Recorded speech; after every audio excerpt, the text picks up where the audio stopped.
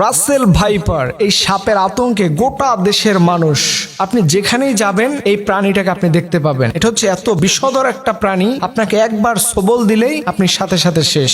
এই সাপের সবল থেকে, কামড় থেকে যদি আপনি বাঁচতে চান, তাহলে রাসূলের এই দোয়াটি আপনি সকাল সন্ধ্যা 3 বার যদি পড়তে পারেন, আমি আল্লাহর নামে কসম করে বলি এই সাপ কখনো আপনাকে কামড়াতে পারবে না। এটা একবারে 100% গ্যারান্টি যে রাসূলের দোয়া, শেখানো দোয়া অনুযায়ী আপনি যদি দোয়া করতে পারেন, তাহলে এই রাসেল ভাইপার এর সবল থেকে, এর কামড় থেকে আপনি টোটালি বেঁচে যাবেন। রাসূল সাল্লাল্লাহু আলাইহি সাল্লাম আমাদেরকে শিখিয়েছেন, তিনি বললেন আউযু বিকালিমাতিল্লাহি তাম্মা মিন শাররি মা খালাক। তিরমিজির 3604 নম্বর হাদিসের মধ্যে এসেছে, আল্লাহ রাসূল বললেন, পৃথিবীর যত বিষাক্ত প্রাণী হোক, বিষাক্ত যত ভয়ঙ্কর সাপ হোক না কেন, এই দোয়া যে ব্যক্তি সকাল সন্ধ্যা 3 বার পাঠ করবে, আমল করবে, আল্লাহ তাআলা এই দোয়ার উসিলায়, এই দোয়ার উসিলায় এবং রাসূলের শেখানো এই হাদিসের কওল অনুযায়ী এই বান্দাকে, এই আল্লাহর গোলামকে কখনো সাপে সবল দিতে পারবে না।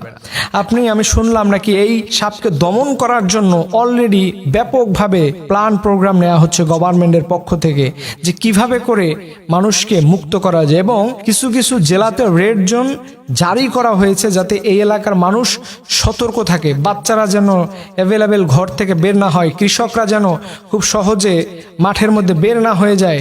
এর জন্য কিছু কিছু জেলাতে সেখানে রেড জোন জারি করা হয়েছে, যে খবরদার আপনারা ঘর থেকে বের হলে অধিক সতর্কতাবশত বের হবেন, কারণ এই রাসেল ভাইপার এমন একটা ভয়ঙ্কর প্রাণী, ভয়ঙ্কর একটা সাপ, যে আপনাকে যে কোনো মুহূর্তে শেষ করে দিতে পারে।